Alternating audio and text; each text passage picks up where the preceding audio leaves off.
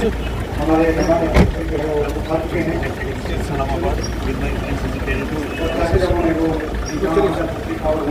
चलो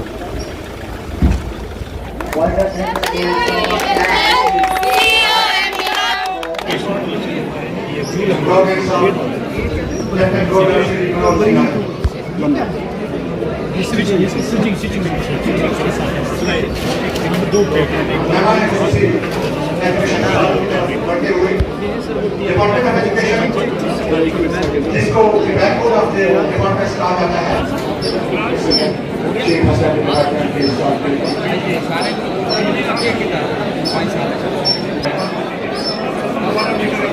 government education ministry पूरी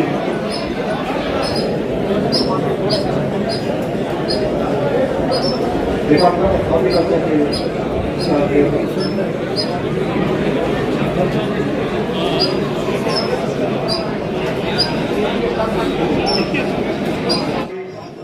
का ये इनिशिएटिव है जिसकी एक कड़ी है कि आज हमारे यहाँ ब्लॉक एसडीपीओ साहब स्थान को देखा है, वो डीसी साहब हमारे बीच मौजूद हैं, तो हम इनसे गुजारिश करेंगे कि हमारे इधर हजारों की तादाद में ब्लैक दिवस हुए तो हमारा कोई काम नहीं हुआ इधर। ये मैं पूरी आवाम की तरफ से बोलता हूँ, मैं डीसी साहब से रिक्वेस्ट करता हूँ कि हमारे तहसील उड़ी में जल शक्ति के प्रोग्राम चल रहे हैं, तो आधी चरण कंप्लीट है और जैसा कि 2-3 गाँव में कंप्लीट हो चुके हैं पिछले 1 साल से, तो डीसी साहब हमारे जल शक्ति में पानी नहीं चला, 1 साल से पानी नहीं चला, लोग प्यास से मरे जा रहे हैं। तो हमारे एसडीएम साहब के पास हम लोग लेके आए तो आज तक हमारी जल शक्ति का पानी जमा जाएंगे। और मेरी ये गुजारिश है कि सबसे पहले उन जल शक्ति पे जोर दिया जाए ताकि लोग प्यास से न मारे जाएं। मैं टाइम की कमी की वजह से 2-3 पॉइंट रखना चाहता हूँ डीसी साहब के पास, और मुझे उम्मीद है कि डीसी साहब पहला ब्लैक दिवस जो है उड़ी में रखा गया तो हमारे मसले मसाइल उड़ी के हल होंगे इंशाअल्लाह। दूसरा, हमारे उड़ी में डीसी साहब लोगों ने बच्चों ने शादी किए हुए 10 साल हो गए तो उनके पास राशन कार्ड नहीं है। जब वो राशन के लिए जाते हैं तो उनको बोला जाता है गवर्नमेंट ने ऑर्डर बंद किया है। 10 साल से उनके घर में 4 बच्चे हो चुके हैं, उनके पास राशन कार्ड बिल्कुल नहीं है। मौजूद सामी, मैं नंबरदार सुल्तान रखी, मेरी 2-3 मांगे हैं, डिमांडें हैं हमारे गांव की, वो मैं अपने डीसी साहब के समक्ष रखना चाहता हूँ। सर, सबसे पहली डिमांड हमारे गांव में सर पानी की बहुत किल्लत है, वो जो थोड़ा बहुत पानी है सर वो बिल्कुल पीने के काबिल नहीं है और लोग बहुत ज़्यादा सफ़र कर रहे हैं। तो मेरी डीसी साहब से गुजारिश है कि हमें पीने का साफ पानी जल्द अज जल्द मुहैया किया जाए। और सर दूसरी बात हमारे गांव में सर आज से 7 साल पहले PMGY की रोड का काम शुरू हुआ था, तो उस टाइम हमारे स्ट्रक्चर भी उठाए थे सर, और 7 साल हो गए सर आज तक ना वो काम शुरू हुआ। जो स्ट्रक्चर उठाए हैं सर वो सब लोग इस टाइम शेड्यूल में रह रहे हैं सर, उनको आज तक पेमेंट नहीं हुई है सर। और मेरी डीसी साहब से मुतबाना गुजारिश है सर कि उनको जल्द अज जल्द पेमेंट दी जाए और उनको और जो रोड का काम पेंडिंग है सर वो जल्द अज जल्द शुरू किया जाए। और तीसरी सर, हमारे जो पावर पीडीपी डिपार्टमेंट है सर, हमें न पोल है न तार है और दरख्तों के साथ करीम अहमदाबाद काबिल एहतराम इज्जतमाब डिस्ट्रिक्ट डेवलपमेंट कमिश्नर बारामूला, उनके हमरा और डिस्ट्रिक्ट ऑफिसर्स, एसडीएम साहब उड़ी और सब डिवीजन के जितने भी ऑफिसर हैं उड़ी के, हमारे एसडीपीओ साहब, सरपंच हजरात, नंबरदार, यहाँ के बुजुर्गों, नौजवानों, मेरी माँ और बहनों, सबको अस्सलाम वालेकुम, सत श्री अकाल, नमस्कार। सबसे पहले मैं उड़ी की धरती पे आपने उड़ी के लोगों से, कलपीला ब्लॉक के लोगों से, डिस्ट्रिक्ट डेवलपमेंट कमिश्नर बारामूला का तहे दिल से शुक्रिया अदा करता हूँ और पूरी टीम जो इनके हमरा डिस्ट्रिक्ट में शाना बशाना काम करती है, हमारे डिस्ट्रिक्ट ऑफिसर हो, हमारे तहसील ऑफिसर हो, एसडीएम साहब हो या हमारी पुलिस हो, सबका तहे दिल से शुक्रिया अदा करता हूँ। जहाँ पे इंसान को सर अमेदे हो वहाँ इंसान को गिले भी होते हैं।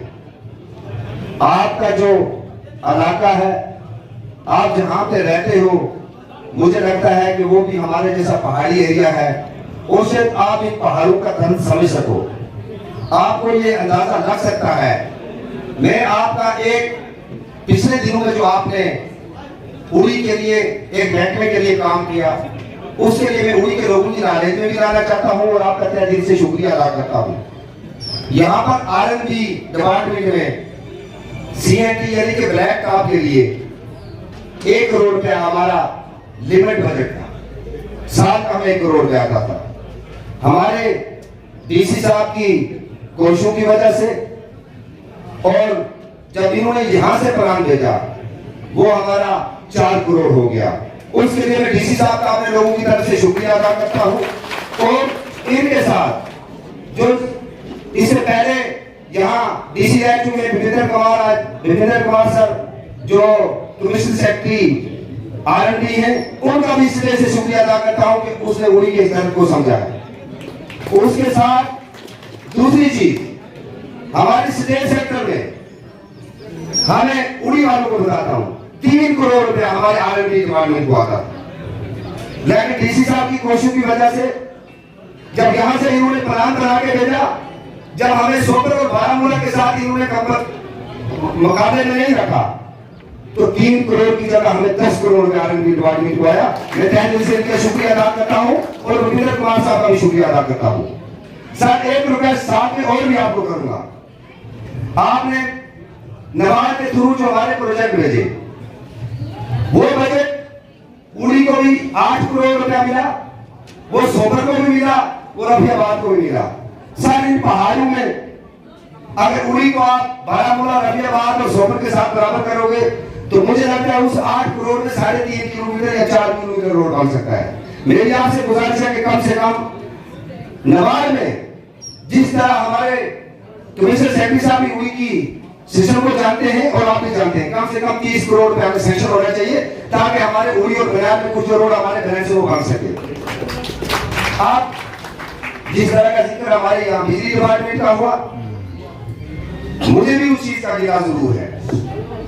गिला महकमे से नहीं होता, अफसरों की मजबूरियां होती, उन्हें जो पीछे से आगे लाते हैं वो उसको इम्प्लीमेंट करते हैं। मगर मैं डीसी साहब के माध्यम से एक गुजारिश करूंगा कि बिजली डिपार्टमेंट के पास ऐसा कौन सा पैरामीटर है कि नामला, करकोट, बरकोट, सिलिकोट या बुहारन, चुंडा, हथरगा आप एक फिगर जा रहा है और आपके पास बॉर्डर एरिया में 90% लोग जो है वो बिलो पॉवर्टी लैंड और 3 किलो चावल देने वाले, 3 रुपए वाली चलने वाले हैं। आपने इस्लामाबाद के भीतर में देखा कि आपको बुहारन, उड़ी, इस्लामाबाद और इस एरिया का इतना लोड आ रहा है, तो सर आपने वही डीसी साहब के घर में डिस्ट्रीब्यूट कर दिया और वही बुहारन में रहने वाले उस गरीब जिसकी 300 रुपए की आमदनी है वही उसके घर में डिस्ट्रीब्यूट कर दिया। क्या ये बेइंसाफी है कि नहीं है? आपने फीचर पे, मैं चाहता हूं कि आपने इस्लामाबाद के फीचर पे लोड देखा और आपने लोड के हिसाब से 700-1400 चढ़ा दी। जो लोग 2 बल्ब चलाते हैं उनको भी 1400, जिसके कारण में 4 लाख रुपए आमदनी है उनको भी 1400। सारी बेइंसाफी है कि नहीं है? मैं आपसे गुजारिश करूंगा कि इस पर एक कमेटी बनाई जाए, बिजली डिपार्टमेंट के साथ इस पर एक कमेटी बनाई जाए। अगर किसी के घर में 2 बल्ब जलते हैं तो उसको उल्टा किराया लगाया जाए, किसी के घर में अगर 10 जलते हैं तो उसको उल्टा किराया लगाया जाए। हम देने के लिए तैयार है, सही बात है कि नहीं है? है ना? तो इस हिसाब से प्लीज बाकी साहब जिस तरह का जिक्र यहाँ आरएनबी डिपार्टमेंट का हुआ, पीएमजीएसवाई का हुआ, सब डिपार्टमेंट का हुआ, अब हम स्टेट पे इनसे गिला नहीं करेंगे, लेकिन इनके ऑफिसर साहिबान से गुजारिश जरूर करेंगे कि जल शक्ति जो एक प्रोग्राम शुरू हुआ आने वाले साल में खत्म हो रहा है, मैं उनके एक्शन साहब से गुजारिश करूंगा कि जिस गांव के अंदर हमने मैं अपने ब्लॉक की बात कर रहा हूँ। जब मैं बीडीसी था 70 से 80 करोड़ रुपए के मेरे सिपाही साहबान और हमने अपने ब्लॉक में प्रोजेक्ट बनाए जो अप्रूव ही होता है। सिपाही के साथ बैठ के, मस्जिद कमेटियों के साथ बैठ के, पीएचई डिपार्टमेंट को भी चाहिए कि मशवरा करके, क्योंकि सर आज अगर हमें 3 करोड़ की स्कीम आई है तो अगले 20 साल में ये 3 करोड़ रुपए हमारे पास नहीं आएगा। है तो हमारी आवाम की प्रॉपर्टी, सही ढंग से वो पानी लगना चाहिए। चीज जो है वो आप ही की सरमाई में हो सकती है। उन्हीं के 4-5 एरिया हमने टूरिज्म के लिए निशानदेही की, जो हमने एलजी साहब तक भी पहुंचाए। चाहे उसमें हमने सबसे पहले दाता मंदिर रखा था, छठी बिसाई गुरुद्वारा रखा था, हमने बोसिया रखा था, हमने सुख अली इस्लामाबाद के ऊपर रखा था, और हमने बाबा फरीद रखा था, और नामरा में खुजरी मायबूती रखा था। मैं चाहूंगा और शदारा कमलकोट में हमारी जो जगह है, चाहे बाबा काजीराग है या शदारा कमलकोट है, ये 4-5 चीजें हमने रखी थी सर। अगर सर आप बॉर्डर टूरिज्म में स्पेशल कोटे के तहत एलजी साहब से आप मांगोगे तो मुझे लगता है ये बॉर्डर के वो लोग हैं जब अहले चमन को जरूरत पड़ी खून हमने दिया कर दिले पेशगी, फिर भी कहते हैं अहले ये चमन हमारा है तुम्हारा नहीं। जब भी हमारे देश को, जब भी हमारे मुल्क को तिरंगा झंडा ऊंचा करने की जरूरत पड़ी तो इन बॉर्डर के लोगों ने अपने खून का नजराना पेश करके बातों की हिफाजत की। मैं आपके माध्यम से एलजी एडमिनिस्ट्रेशन से और दिल्ली सरकार से गुजारिश करूंगा कि उरी जैसे बॉर्डर को, गन्ना जैसी बॉर्डर को स्पेशल कोटे में लाया जाए। जनाब, जब हिंदुस्तान की जमहूरियत को मजबूत करने का टाइम आता है, 80 से 90% पोलिंग बूथ उरी से हम वोट देते हैं, लेकिन जब नोट लेने की बारी आती है तो जनाब वही पैमाना बारामूला श्रीनगर को, वही पैमाना उरी की बॉर्डर के लोगों को लगता है। मुझे लगता है इसीलिए हम पीछे हुए, क्योंकि हमें जो रोड बारामूला में 10 लाख में बनता है वो उरी में 1 करोड़ का नहीं बन सकता। इसलिए मैं जनाबों से गुजारिश करूंगा, शायद कहीं ना कहीं हम लोगों की गलती रही कि जब एक प्लानिंग होती है इलाके के लिए, वो प्लानिंग बनाने में हम और हमारे साबका लोग शायद फैल हो सके। लेकिन मैं आपसे गुजारिश करूंगा कि उरी के लिए जामिया मंसूबा, एक जामिया प्लानिंग ऐसी होनी चाहिए कि जो बारामूला में सर जिस तरह जनशक्ति का मसला है वही ग्रेड हमारे ठेकेदार को बारामूला में मिलती है। अस्सलाम वालेकुम, आदाब, सत श्री अकाल। मेरा नाम उवैस है। मैं पिछले 5 साल से एग्रीकल्चर से जुड़ा हुआ हूँ, और जो एग्रीकल्चर से मैं जुड़ा हूँ, मैं डिफरेंट क्रॉप्स का यहाँ पे कल्टीवेशन करता हूँ, जिसमें मेज़ है, जो स्वीट कॉर्न है, और पीज वगैरह है। स्टडी कंप्लीट करने के बाद मैंने ये क्यों चुना, क्योंकि यहाँ पे एग्रीकल्चर डिपार्टमेंट है उसकी 100% सपोर्ट है, उस वजह से मैं कर पा रहा हूँ। वो चाहे चीफ साहब का हो या यहाँ के तहसील लेवल पे जितने भी ऑफिशियल्स हैं, उन्होंने मुझे 100% सपोर्ट दिया है। तब जाके चाहे वो टेक्निकल सपोर्ट हो या मार्केटिंग का सपोर्ट हो या सीड को लेकर हो, तो 100% सपोर्ट उनकी तरफ से था। सारे लोग यहाँ पे कमियां ढूंढते हैं, लेकिन कोई अप्रिसिएशन भी हम लोगों को चाहिए कि जो डिपार्टमेंट अच्छा करता है एटलीस्ट उनकी अप्रिसिएशन भी हो। मेरा एक ही रिक्वेस्ट है डीसी साहब से कि हमारी मैक्सिमम लैंड जो थी, जो एग्रीकल्चर लैंड थी, उसमें से 80% लैंड जो एनएचपीसी ने ले लिया था पावर हाउस के लिए, जो हाइड्रो पावर प्रोजेक्ट्स बने उसके लिए जी। लैंड जो भी थी एरिगेशन की लैंड थी, उसमें से 80% एनएचपीसी ने हमसे ले लिया है। अब जो हमारे पास रहता है वो हमारा जो लैंड है वो कुछ 20% नीचे वाला रहता है। उसके लिए जो कैनाल यूज होती है वाटर कैनाल, तो उसमें 2 महीने पानी रहता है। यहाँ पे 2 कैनाल है वाटर की, जहाँ पे हमें पहले भी पानी आता था, लेकिन जो दूसरी वाली है गाँव के सेंटर से जाती है, वो 20 साल से डिफंक्ट करा दी गई है, उसमें अभी तक पानी नहीं है। अगर वो पानी हमें रिस्टोर किया जाए, एटलीस्ट हमारी 80% लैंड जो गांव के सेंटर में है उसे भी हम इरिगेट कर सकते हैं। और जितने भी यंगस्टर यहाँ पे हैं, ताकि देखिए एग्रीकल्चर का स्कोप है, सब लोग जानते हैं विदाउट वाटर एग्रीकल्चर नहीं हो सकता है। इसलिए मेरी रिक्वेस्ट है डीसी साहब से कि एटलीस्ट इस मुद्दे को एक बार थोड़ा सा कंसीडर कर जाए, ताकि हम लोग सारे मिलकर। एसडीएम साहब, एसडीपीओ उरी साहब, साथ आए हुए दीगर ऑफिसर साहिबान, मेरे साथी बुजुर्ग भाई बहन माँ बहनें जो यहाँ पे मौजूद हैं, अस्सलाम वालेकुम। अस्सलाम हम आज अपने आप को खुशकिस्मत समझते हैं कि आज हमारे पास जो डीसी साहब हैं ये बॉर्डर डिस्ट्रिक्ट से को ताल्लुक रखते हैं। बॉर्डर डिस्ट्रिक्ट से ताल्लुक रखने की वजह से ये हमारी प्रॉब्लम्स को ज्यादा समझ सकते हैं, समझने के बजाय फील कर सकते हैं कि क्या क्या मुश्किलातों का सामना हमारे लोगों को यहाँ पे करना पड़ता है। लेकिन जब से ये डिस्ट्रिक्ट बारामूला की कुर्सी पे बैठे हैं तब से इन्होंने बहुत सारे इकदाम उठाए हैं, चाहे वो डेवलपमेंट को लेके हो, चाहे वो ट्रांसपेरेंसी ऑफ डिपार्टमेंट्स को लेके हो। आए दिन हम इनकी न्यूज जो है वो सुनते रहते हैं।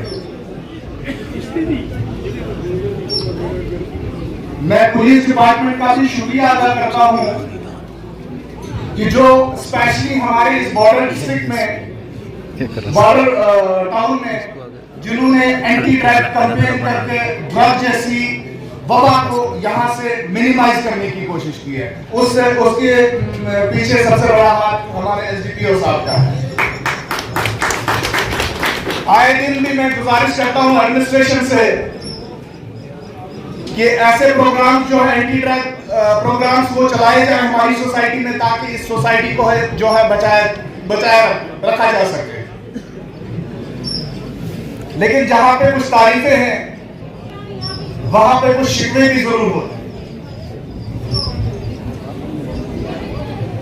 मेरा डीसी साहब से, क्योंकि यहाँ पे मेरे साथियों ने सारे टॉपिक्स उठाए हैं, बिजली, सड़क, पानी, सारी टॉपिक्स जो है वो डिस्कस किए हैं, लेकिन हमारे साथ हमारे ऊपर मरकजी सरकार ने एक एहसान किया। कुछ टाइम पहले मैं डीसी साहब की तवज्जो चाहूंगा इस बात पे, हमारे ऊपर मरकजी सरकार ने एक एहसान किया कि पिछले 40 साल से जो हम स्ट्रगल कर रहे थे, लड़ाई लड़ रहे थे, उस लड़ाई के बदले में मरकजी सरकार ने हमें एक एसपी का दर्जा दिया।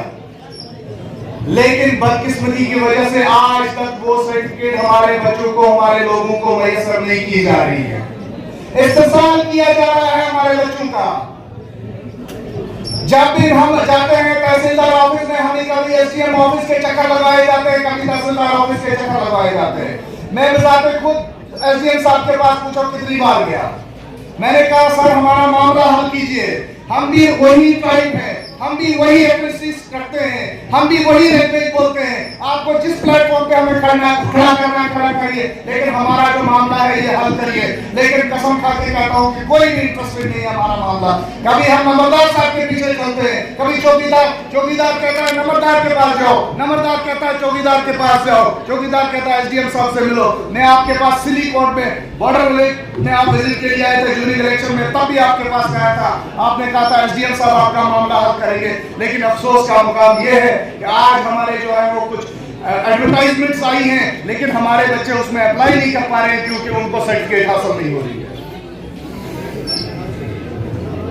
हमारे इस चीज में कोई कंफ्यूजन नहीं है, जो हमारा लॉ फ्रेम हुआ है उसके अंदर कोई कंफ्यूजन नहीं है, लेकिन तहसील एडमिनिस्ट्रेशन जो है वो हमें ड्रेल कर रही है। पता नहीं क्या चीज है, कौन सा पॉलिटिकल प्रेशर वो लेके चल रहे हैं, उसकी वजह से हम लोगों को परेशान किया जा रहा है।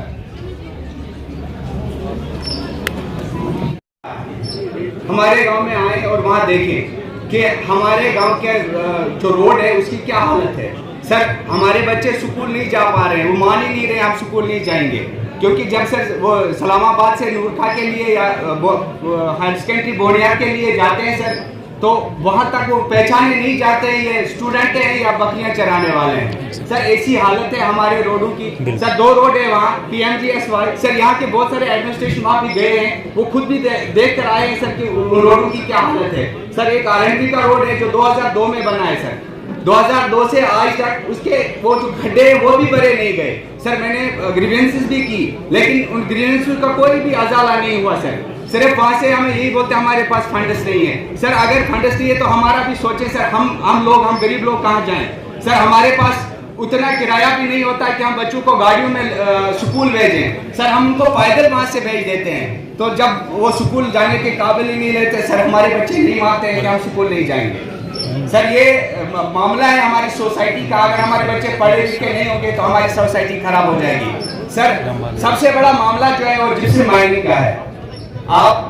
मैं गुजारिश करता हूँ आपसे कि आप एक बार वहाँ चलें और देखें कि हम किस हाल में रह रहे हैं। सर वो बीच गांव में जिप्सी माइनिंग हो रही है, तो अगर वो सुप्रीम कोर्ट ने बांध करी थी तो सर वो क्यों फिर दोबारा चल रही है। और मैं यहाँ पे बाकी डिपार्टमेंट आए होंगे, वाइल्ड लाइफ है या जॉलजी माइनिंग है, सर आप उनसे पूछे कि आप वो इंटरफेयर क्यों नहीं कर रहे हैं उसमें। अगर वो निकाल रहा है तो वहाँ लोगों को प्रॉब्लम हो रही है। सर हमने उनको एप्लीकेशंस भी करी, बहुत बार बोला भी, सर कोई किसी को टच से मस नहीं हो रहा है। सर मेरी एक गुजारिश है, मैं आपको एक छोटा सा वीडियो दिखाऊंगा सर, देखें कि हमारी क्या हालत है। सर नहीं चल सकते हैं सर।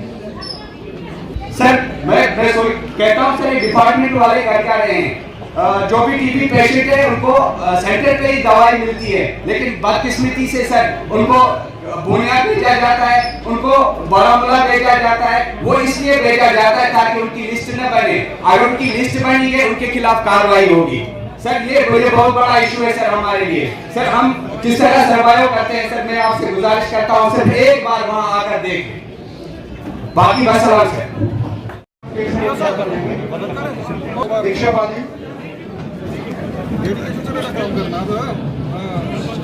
शीतल Kumar anganwadi helper,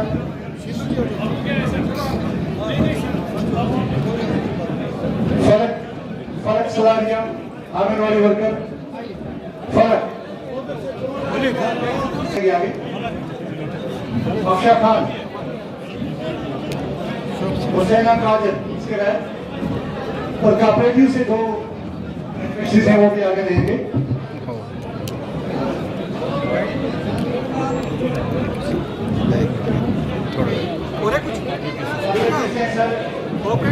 producer organisation comedy limited की तरफ से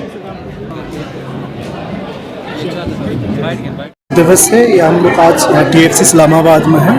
तो जितने भी हमारे आसपास के गांव हैं, अगर आप देखिए कि जैसे हमारा सौरा हो गया, हमारे इस्लामाबाद गांव हो गया, सुल्तान डक्की हो गए, करीब 9-10 गांव से हमारे रिप्रेजेंटेटिव्स आए थे। तो उन सब की जो मांगे थी, हमारे सारे डिस्ट्रिक्ट लेवल ऑफिसर्स, हमारे सब डिविजनल ऑफिसर्स, हमारे साथ SDM और SDPO साहब भी मौजूद थे। सरकार की यही कोशिश है कि जो छोटी छोटी डिमांड्स हों, इन सारी मीटिंग्स के थ्रू वो पॉसिबल हो जाए, कि वो क्लियर हो जाए, और जो बड़ी बड़ी डिमांड्स हैं वो सरकार तक पहुंच सके। तो इसी मसले में आज देखा होगा आपने, यहाँ पे नॉट जस्ट एक हमने ब्लॉक दिवस भी किया, साथ ही साथ अलग अलग डिपार्टमेंट से अपने प्रोजेक्ट्स के लिए स्टॉल्स भी लगाए, और बेसिकली आवाम को ये भी अवेयर कराया कि जो सरकार की अलग अलग स्कीमें हैं इसमें वो कैसा फ़ायदा उठा सकते। मेरा आपसे वही मैसेज आएगा कि देखिए आपके हम बहुत ही लकी हैं कि हमारे स्पेशली SDM साहब, SDPO साहब बड़े एक्टिव ऑफिसर्स हैं, रेगुलरली एरियाज में जाते हैं, कोई भी इशू आता है इनके नॉलेज में लाए। कई सारे इश्यूज होते हैं जो SDM उनके लेवल पे भी नहीं हो सकते, मेरे लेवल पे हैं, मेरे लेवल पे भी नहीं, सरकार के लेवल पे है। पर हमारी पूरी कोशिश है कि जो आवाम की दिक्कतें हैं, जैसे आपने देखा जो सहुरा के इलाका का इशू था, तो हम कोशिश करेंगे, क्योंकि अब ऐसा गांव है जहाँ पे अभी तक सड़क नहीं पहुँची है। ऑनरेबल LG साहब की भी डायरेक्शन है, CS साहब की भी डायरेक्शन है कि पहली सरकार की प्रायोरिटी होनी चाहिए कि इन गाँव तक सड़क पहुंचानी चाहिए, क्योंकि जैसे ही सड़क पहुंचेगी जो बाकी डेवलपमेंट है उसके बाद वहां पहुंचेगी। तो बेसिकली जो 2 दिन का दौरा था कि जो हमारे रिमोट एरियाज़ हैं, जैसे हम लोग नामला गए, हम लोग ग्वाल्ता गए, तो इन एरियाज़ में जाके इनसे हमारे विलेजर्स हैं, जो हमारी आवाम है वहाँ पे, उनसे फीडबैक लेने का। तो जैसे कि हम कल शाम ग्वाल्ता गए तो बड़ी खुशी की बात है, वहाँ की आवाम ने कहा कि उनको बिजली भी मिल रही है, पानी की सफिशेंट अवेलेबिलिटी है, उनके एक सड़क का मसला है। तो एक फ़र्स्ट हैंड एक्सपीरियंस मुझे SDM साहब को भी, SDPO साहब को भी मिला कि हमारी आवाम की क्या रिक्वायरमेंट है, और आगे भी कोशिश करते रहेंगे कि ऐसे ऐसे गाँव में जाएं जहाँ पे सरकार की फैसिलिटीज़ के बारे में पता करें कि वो उनको मिल रही है कि नहीं मिल रही है। सर आपको पता है उसमें ऑनरेबल NGT के डायरेक्शन पे डिस्ट्रिक्ट एडमिनिस्ट्रेशन ने उसको क्लोजर भी किया था। हाउएवर कुछ लोग हैं जो माइनर्स हैं, जो ऑनरेबल कोर्ट के पास गए थे और ऑनरेबल कोर्ट से स्टे लाया है। तो जो हमारा फॉरेस्ट डिपार्टमेंट है और माइनिंग डिपार्टमेंट है उस स्टे को चैलेंज कर रहा है। जैसा ही स्टे ओवर होगा उसको फिर से बंद किया जाएगा। इसके अलावा जो बोनियार का मसला आपने कहा, जहाँ बार बार रेगुलरली फायर इंसिडेंट्स होते हैं, वहाँ पे कल मैंने और तहसीलदार साहब ने भी विजिट किया। जल्दी ही सरकार वहाँ पे हम कोशिश कर रहे हैं कि वहाँ पे एक टेम्पोररी फायर स्टेशन, एटलीस्ट एक फायर टेंडर वहाँ पे स्टेशन हो जाए, सो दैट बार बार जो ये फायर इंसिडेंट्स हो रहे हैं वहाँ पे वो ना हो। साथ ही साथ SDM साहब भी एक कमेटी बना रहे हैं कि एक एग्जामिन करने के लिए क्यों इतने सारे फायर इंसिडेंट्स बोनियार में हो रहे हैं। तो ये इशू मैंने प्रिंसिपल सेक्रेटरी होम साहब के साथ भी रेस किया है, डिफकॉम साहब के साथ भी रेस किया है। मैं बहुत शुक्रगुजार हूँ दोनों अफसरों का, उन्होंने अश्योरेंस दी है कि जल्द से जल्द एक टेम्पोररी फायर स्टेशन और एक फायर टेंडर बोनियार पे स्टेशन होगा।